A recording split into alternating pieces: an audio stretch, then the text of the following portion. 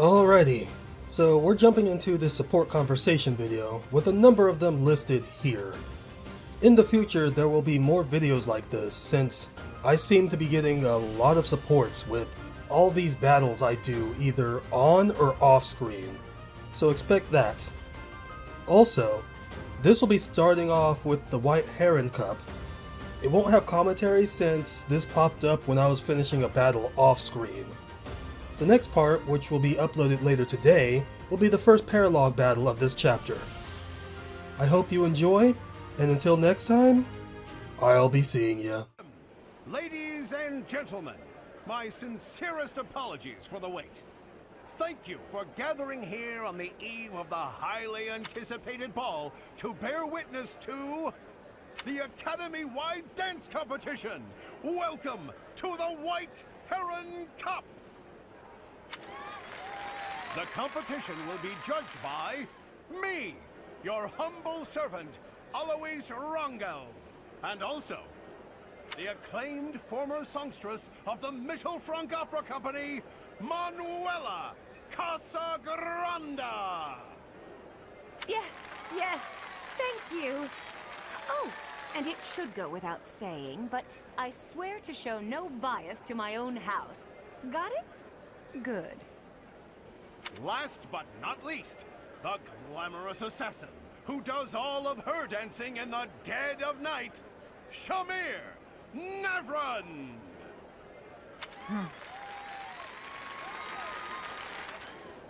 The three of us swear on our honor to judge the following proceedings with utmost impartiality and fairness.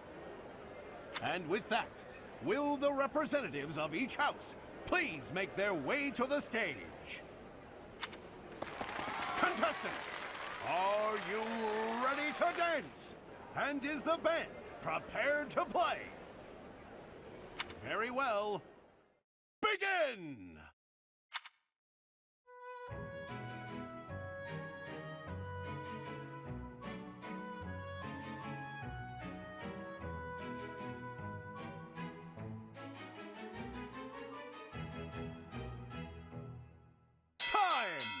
That's all, folks!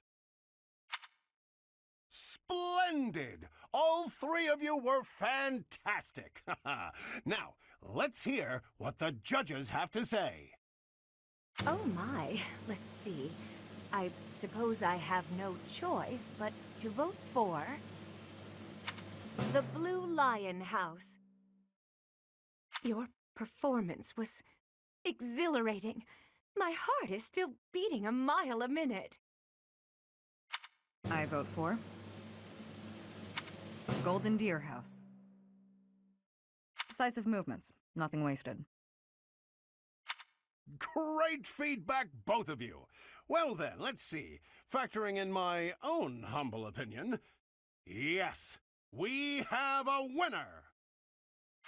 And I will announce who it is right now! Without any delay, the winner of this year's White Heron Cup is the Blue Lion House! I did it! Go me! Once more, please give a big round of applause for our talented participants.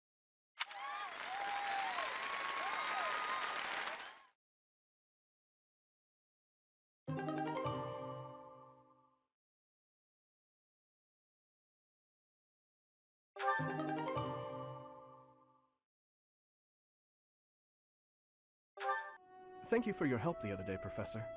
Please, allow me to express my gratitude by taking you to dinner.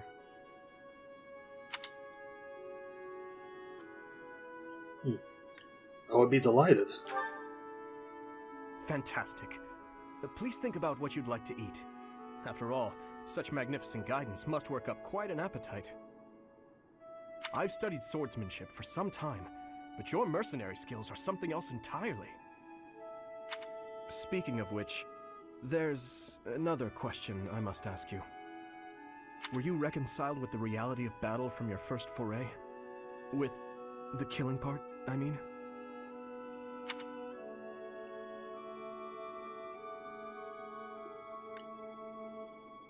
No, it's never easy. I see. And you? No.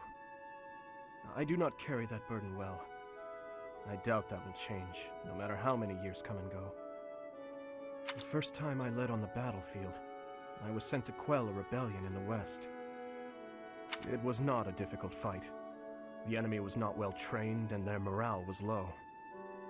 A swing of the lance, and your opponent falls. A flash of your blade, and a path opens up. That's the sort of battle it was. Easy, right?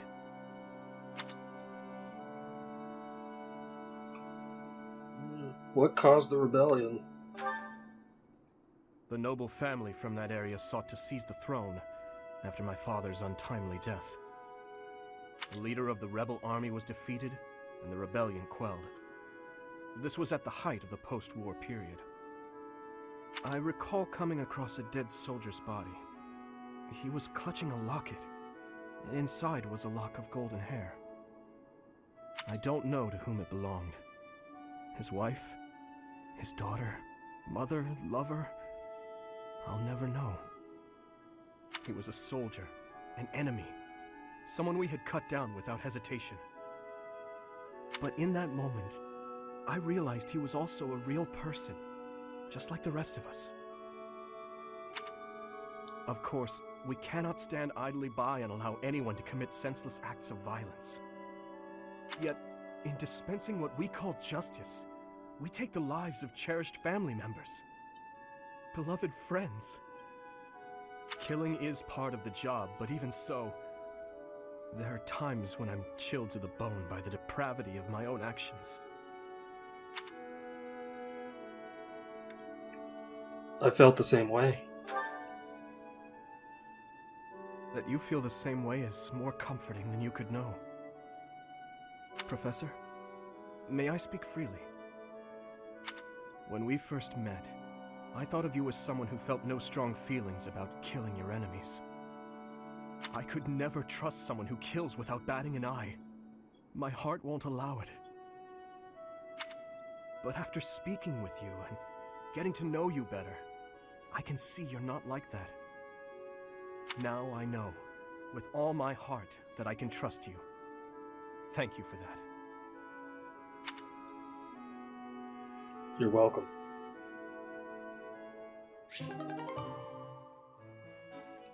We're getting to know him better, so that's good. Great weather today. Perfect for shutting yourself inside, don't you think? I think I'll head outside, actually. Oh, you go right ahead. I'll be right here. The better the weather, the less crowded it is in here. I can't pass up having all the space to myself. I love feeling like I'm all alone in the world. What made you such a recluse? Oh, that. Well, I guess I can tell you, Professor. My father's obsessed with money. He's only ever seen me as bait for a rich husband. To train me to be a good wife, he'd do things like tie me to a chair. I tried hard to do as he asked. Honestly, I did. But before I knew it, I just couldn't bring myself to leave my room anymore. Why not? I just had this overwhelming feeling of fear all the time.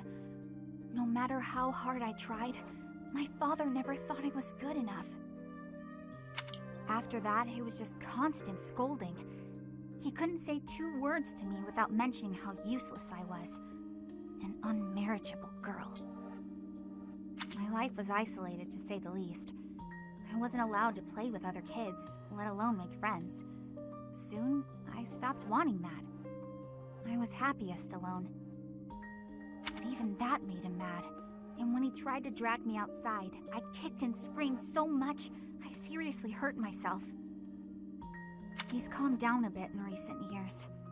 His constant torment was replaced with complete indifference. He mostly acts like I don't exist now. How did you end up at the monastery? If you can believe it, I was basically kidnapped. My mother ordered an attendant to stuff me in a bag while I was sleeping. By the time I figured out what was going on, I was already here. For a while, I was sure I was going to die. But here I am. Look at me, still breathing. I'm sorry. I didn't mean to get you down talking like that about my past. Just forget everything I told you. There's no point in talking about myself anyway. Idiot! Oh, this is why everyone hates you, Bernie!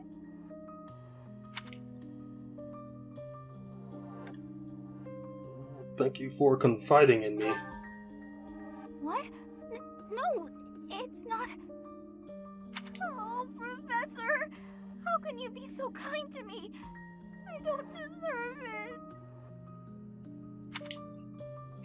I'm sorry. Please don't look at me.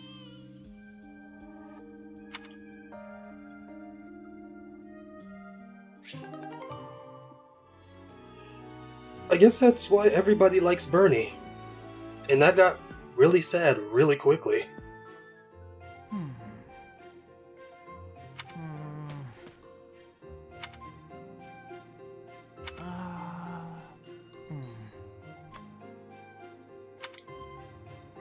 Okay, I've decided on the composition. Composition?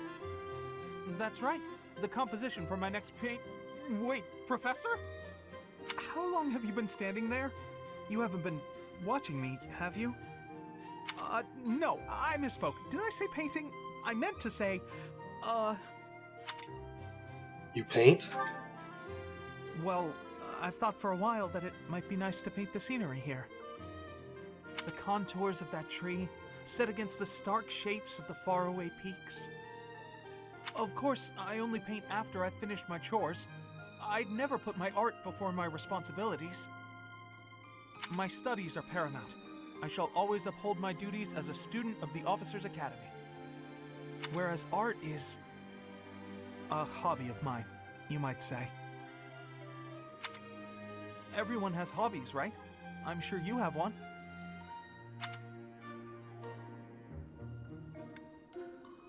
Nothing comes to mind. Oh, well, perhaps it's different for you, Professor. But it's perfectly normal for people to have hobbies. What are you saying, I'm not normal? Reading, for instance, or fishing, or taking midday naps. For me, it's making art. Hobbies are healthy. They're a good way of relieving stress. You might consider taking up a hobby, Professor. Anything to clear your mind. Think about it. It's much easier to focus if you're feeling refreshed. There isn't a rule against hobbies, is there? If you tell me to stop, I'll stop. I shall never again put brush to canvas. That's not what I'm saying. Really? It's okay for me to paint? Well, I mean, if you're sure. But really, it's nothing more than a little diversion, a frivolous pastime. I think I ought to go back to my quarters now, if it's all the same to you.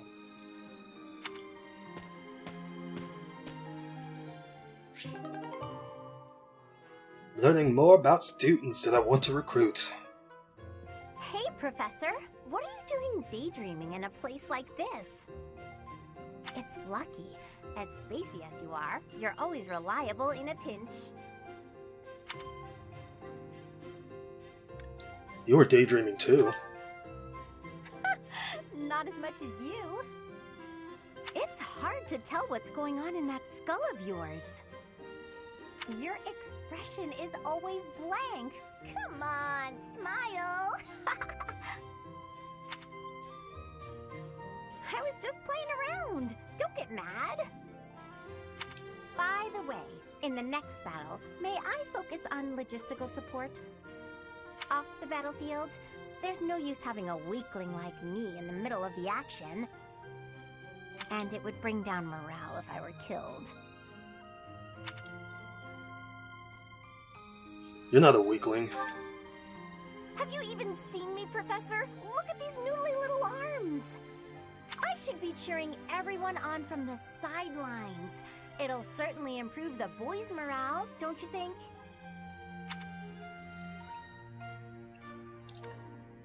Why don't you like to fight? Well, why don't you want to fight? Because even if I do, I won't be of any help. My big brother is the type of person who's supposed to be on the battlefield. For me, it's just a waste of energy. It's pointless. Everyone's cut out for something different. The right person for the right task, you know? You have a point. Please, Professor. Keep me off the battlefield, and maybe I won't tell everyone you were daydreaming.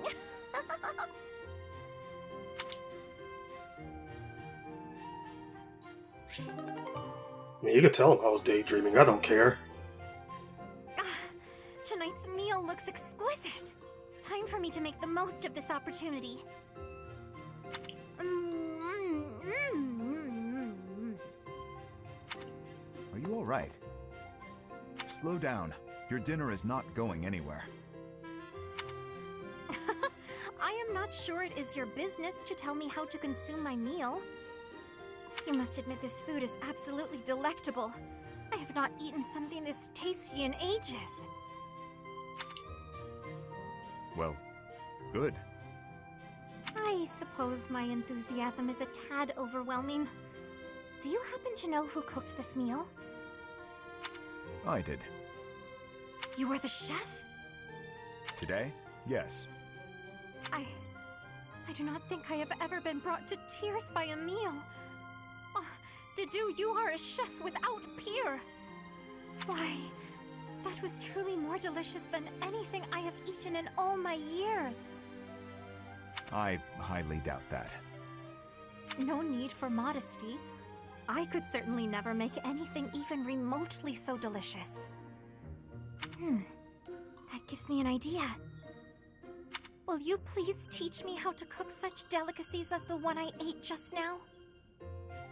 You want me to teach you to cook? Indeed. I have never been so emotional over cuisine. You must teach me your ways. Very well, but only if you are serious, and do not quit halfway through. Oh, I would not dream of it. Thank you, Chef Dedue.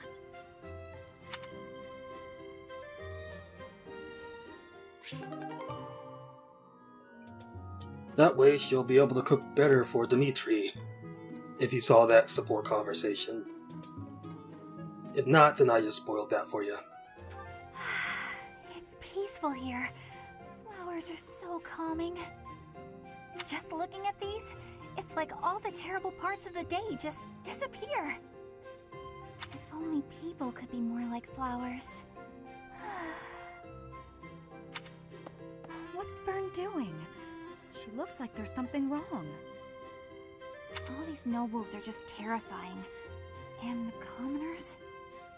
Just look at Dorothea. So pretty, popular, dazzling. There's no way someone like me could ever be close with someone like that. Byrne, are you okay? Dorothea! Did you hear all that? Just the part about you wishing you could get along with someone. So, Byrne, who have you got a crush on? Seriously now, you have to tell me. Who are they? Do I know them? I'm so excited for you, Byrne. No. I was actually thinking about being friends with you. Me? I thought we already were friends. That's not what I mean. Oh, I'm such a coward. I thought it would be great if we could be closer. But old memories just get in the way for me. Byrne, whatever happened in the past, you know you have my full support. I'm here for you. I thought we'd already been friends for a long time now. Please. Just forget it. We'll never be close friends. Father would just... He would just...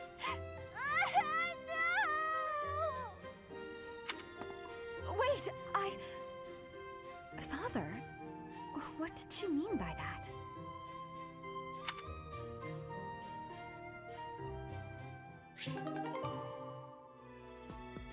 She needs more friends. If you don't have any business here, go away. You're bothering me. Finally spotted me, did you? What do you want? They say you're the best. I wanted to see your training with my own eyes. Spying on people. Is that a hobby of yours? I hope you got your fill. Enough to see how to beat you, at least. You think you can beat me? That's right. See, I was trained by... Gerald, yes. So you know. I heard he was your teacher. Perhaps we should test you. See how much of your training sank in. I'm ready if you are. Okay, I'll give you a chance. Sounds good. When? I'll let you know. In the meantime, practice. I won't go easy on you. Oh, don't worry. I'll be ready. This will be fun.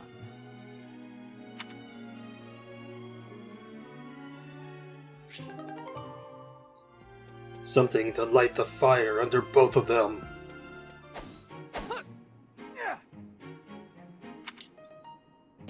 Spectacular work, Felix!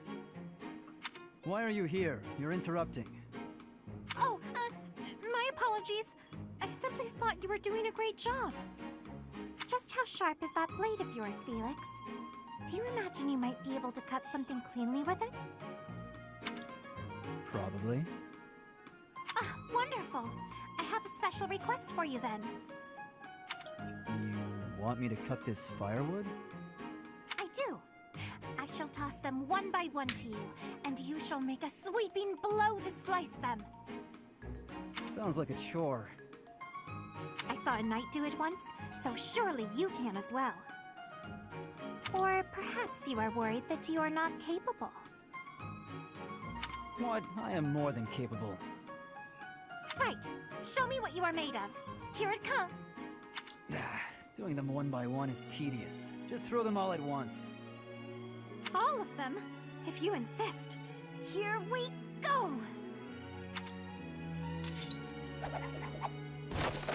Wow, you truly are spectacular! I know.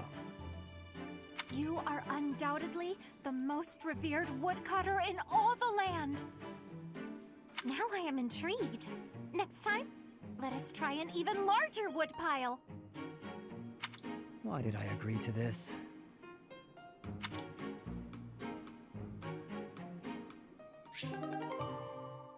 You were goaded into that.